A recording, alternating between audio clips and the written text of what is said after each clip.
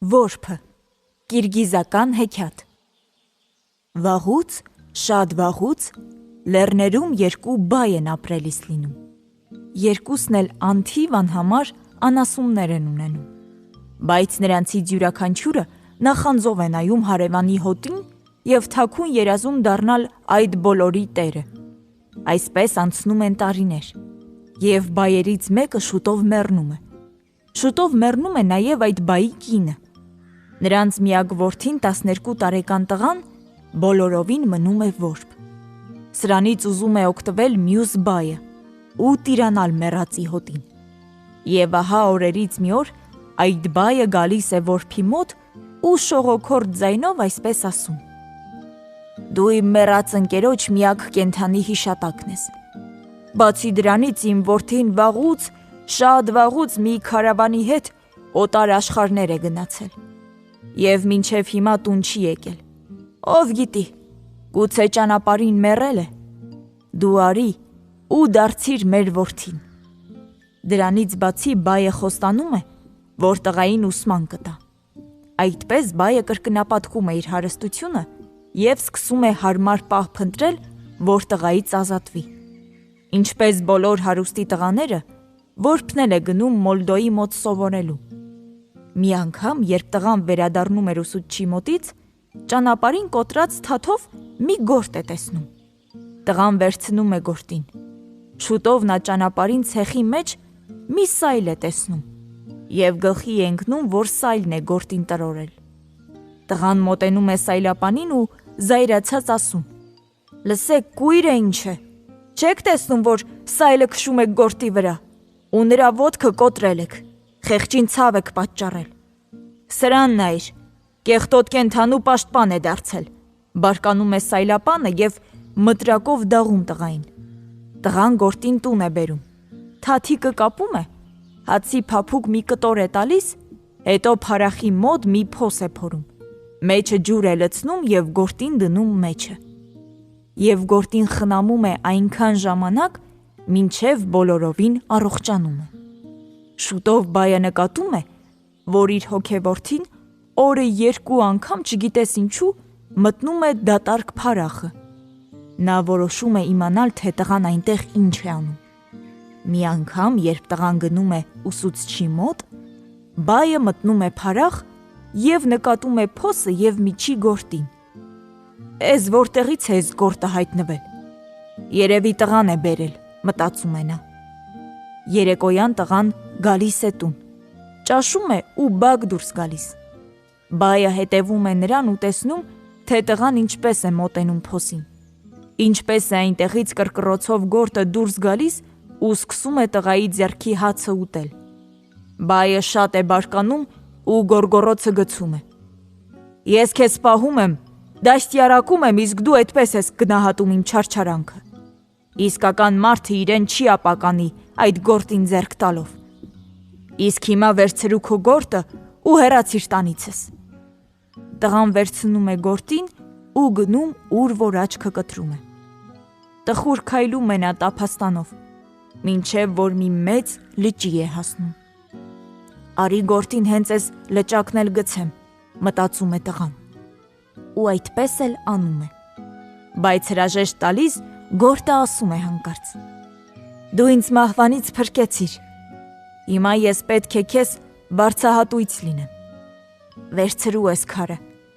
ինչ որ ցանկանաս, նա կկատարի»։ Այս ասելով գորտը բերանից մի փոքրիկ կանաչ քար է գցում։ «Իսկ հիմա լսիր, թե ինչ եմ ասում։ Էսպես ուղիղ գնա, մինչև դիմացդ մի ճամփաբաժան կտեսնես։ Էնտեղից 2 ճանապարհ է սկսվում, լայն ու նեղ։ Լայնով թե գնաս, 6 ամսում կհասնես, բայց դրա փոխարեն հանգիստ կգնաս։ Թե որ նեղով գնաս, 3 ամսում կհասնես, բայց շատ վտանգների կհանդիպես։ Թող էդ բանը հանկարծ քեզ չվախեցնի, քանի որ քարը մոտդ է, քեզ այդ ժամանակ ոչինչ չի պատահի»։ Այսպես տղան մնաս բարով է ասում գորտին և շուտով հասնում է ճամփաբաժանին։ Նրա առաջ 2 ճանապարհ է բացվում, մեկը լայն, իսկ մյուսը նեղ։ Հիշելով գործի խրատները, տղան ընտրում է նեղ ճանապարհը։ Շուտ-շուտ դեմ հանդիման են դուրս գալիս սարսափելի գազաններ, բայց նրան ոչ մի վնաս չեն տալիս։ Շատ է գնում տղան, մեկ էլ հոգնում ու որոշում է հանգստանալ։ Ու հանկարծ աչքով մի օձի շապիկ է ընկնում։ Պետք է փորձել, թե իսկապես այս քարը կախարդական զորություն ունի, թե ոչ, մտածում է տղան։ Դե, թող այս քարը կենդանացնի օձի շապիկը։ Այս ասելով նա գրպանից հանում է քարը,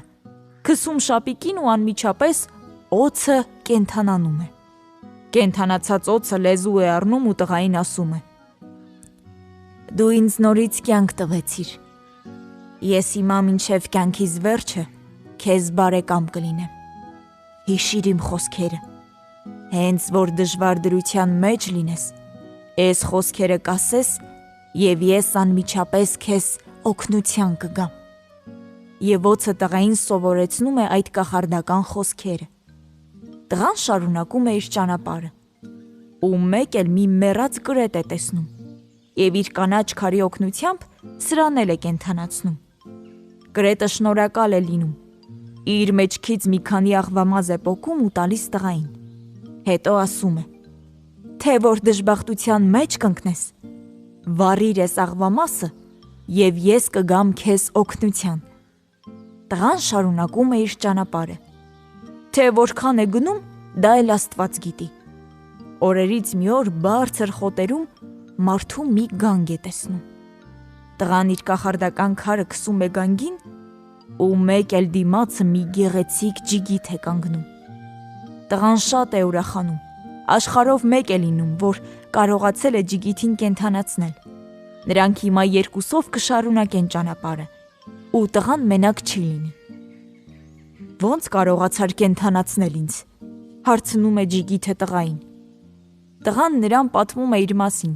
գործի կախարդական քարի մասին։ Ջիգիթն էլ պատմում է իր կյանքի մասին։ Հայրը, որ հարուստ բայ է, նրան ուղարկել է քարավանի հետ։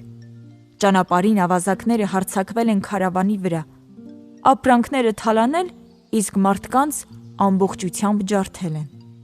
Ուրախացած, որ նորից կյանք է առել, ջիգիթը տղային խոստանում է մինչև իր կյանքի վերջը չբաժանվել նրանից։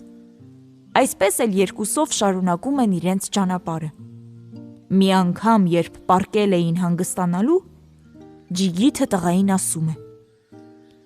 ապացուցիր, որ իմ հալալ ընկերն ես։ Էս գիշեր կախարդական քարը թող մնա ինձ մոտ։ Տղան առանց երկար ու բարակ մտածելու քարը տալիս է ջիգիթին։ Առավոտյան նա խնդրում է քարը, իսկ սա ի պատասխան միայն ժպտում է։ Տղան ու ջիգիթը ճանապարհ են ընկնում և շուտով հայտնվում են մի անջուր անապատում։ Ծարավը սկսում է տանջել նրանց։ Մեկ էլ երկինք են նայում ու ինչ տեսնեն։ Այնտեղով մի ագռավ է թռչում։ Անջուր տեղում ագռավն ապրել չի կարող։ Ուրեմն մոտերքում ինչ որտեղ հաստատ ջուր կա, բացականչում է տղան։ Եվ իսկապես, շուտով մի խոր ջրհորի են հասնում։ Կողքին էլ ընկած է լինում մի պարան, բայց դույլ չեն գտնում։ Ջիգիթը տղային ասում է. դու ինձանից փոքր ես, քեզ համար ջրհոր մտնել ավելի հեշտ է։ Արի պարանը մեջքիցդ կապեմ, իսկ երբ ջուրը վերցնես, ես քեզ վերև կհանեմ։ Իսկ ինչով ջուր վերցնեմ, հարցնում է տղան։ Հենց քո տեբետեյով, պատասխանում է ջիգիթը։ Տղան համաձայնում է ու մտնում է ջրհորը, բայց ջիգիթը միայն տեբետեին է հանում ջրով, իսկ իր փրկարարին թողնում է ջրհորի մեջ ու գնում։ Շուտով ջրհորին մի քարավան է մոտենում։ Մարդիկ ուզում են ջրհորից ջուր հանել։ Նայում են ու ինչ են տեսնում։ Ջրհորի մեջ մի տղա կա։ Քարավանապետը հրամայում է. անմիջապես տղային ջրհորից հանեք, ով գիտի նրան դիտավորյալ են այնտեղ գցել։ Տղային ջրհորից դուրս են հանում, կերակրում են, խմեցնում։ Տղան բոլորին էլ շատ է դուր գալիս։ Նրան նստեցնում են ուխտին ու իրենց հետ տանում։ Շատ չի անցնում, և քարավանը հասնում է մի քաղաք։ Մինչ քարավանի մարդիկ զբաղված են լինում իրենց առևտրով, տղան գնում է քաղաք ու մոլորվում այնտեղ։ Քարավանը գնում է, իսկ խեղճ տղան մնում է մենակ այդ օտար քաղաքում։ Անծանոթ փողոցներով նա այնքան է թափառում, որ հալից լրիվ ընկնում է։ Մի կողմից էլ նրան քաղցն է տանջում։ Տղան նստում է մի քարի հանգստանալու, բայց հանկարծ մի այնպիսի բան է տեսնում, որ մոռանում է և հոգնածությունը, և քաղցը։ Գեղեցիկ բարեկազմ նժույգին հեծած, թանկագին շորեր հագած, նրա մոտով ձիավորներ են անցնում։ Եվ տղան ճանաչում է այն երիտասարդին, որի կյանքը փրկել էր։ Հենց որ տղան ուզում է մոտենալ նրան, վերջինս մտրակով հարվածում է իր ձիուն ու առաջ թռչում։ Ոչինչ չհասկանալով, տղան հենց այդպես էլ քարացած կանգնած է մնում ճանապարհին։ Նա չգիտեր, որ խաբեությամբ իր կախարդական քարը վերցնող ու իրեն ջրհորը գցող ջիգիթը եկել է հենց այս քաղաքը։ Խանին է տվել կախարդական քարը և դրա փոխարեն դարձել է վեզիր։ Մինչ տղան այդպես կանգնած ճանապարհին մտածում էր, ջիգիթը սլանում է խանի մոտ ու ասում նրան. «Խանն ապրած կենա, քաղաքում մի չար կախարդ է հայտնվել։ Ինչ ուզում է լինի, հարկավոր է նրան մեջտեղից հանել»։ Խանը հրամայում է անմիջապես բռնել տղային և գցել քաղաքից դուրս գտնվող խորը փոսը։ Խանի հրամանը անմիջապես կատարվում է։ Նրան գցում են մի խոր փոսի մեջ։ Բայց այստեղ տղան հանկարծ հիշում է այն կախարդական խոսքերը, որ օձը սովորեցրել էր իրեն։ Նա ասում է այդ խոսքերը, և անմիջապես նրա կողքին հայտնվում է օձը։ «Ես կմեռնեմ էս փոսում», ասում է տղան։ «Խնդրում եմ, օգնիր ինձ, էստեղից դուրս գամ»։ «Դու ինձ կյանք ես տվել, ես էլ քեզ կփրկեմ», ասում է օձը։ «Հենց էս գիշեր ես կկծեմ խանի աղջկան։ Լավ միտդ պահիր են կախարդական խոսքերը, որը հիմա կսովորեցնեմ քեզ։ Դրանց օգնությամբ դու կբուժես խանի աղջկան։ Ոչ ոք քեզանից բացի նրան բուժել չի կարող։ Ես հիմա խանի պալատ եմ գնում, իսկ դու ինչքան ուժ ունես գոռա, թե ես կարող եմ խանի աղջկան բուժել»։ Եվ օձը տղային սովորեցնում է կախարդական խոսքերը։ Օձը սողում է մինչև խանի պալատը և այնտեղ գտնելով աղջկան կծում է նրան։ Աղջիկը ցավից ճչում է։ Վազում գալիս են մարդիկ հավաքվում ու ինչ տեսնեն։ Խանի աղջկա ոտքը ուռել է և կամաց ուռուցքը մեծանում է։ Խանը 4 կողմ սուրհանդակներ է ուղարկում, որ բժիշկներ ու հեքիմներ գան։ Խանի երկրի բոլոր ծայրերից գալիս են բժիշկներ ու հեքիմներ։ Ամեն մեկն իր դեղն է տալիս, բայց խանի աղջիկը քանի գնում, այնքան վատ է զգում ու քիչ է մնում, որ մեռնի։ Խանը մունետիկներ է քաղաք ուղարկում, որոնք հայտնում են, թե ով որ խանի աղջկան բուժի, նա էլ կնության կառնի։ Այդ ժամանակ տղան փոսի մեջ նստած անդադար գոռում էր, որ ինքը կարող է բուժել խանի աղջկան։ Այս բանը լսում է մի հովիվ, որ իր հոտ այդ ժամանակ պահում էր մոտերքում։ Նա վազում է խանի պալատ և պատմում, թե ինչ է լսել։ Մարդիկ վազում են խանի մոտ, պատմում, թե հովիվը ինչ է լսել։ Խանն անմիջապես իր ծառաներին ուղարկում է փոսի մոտ։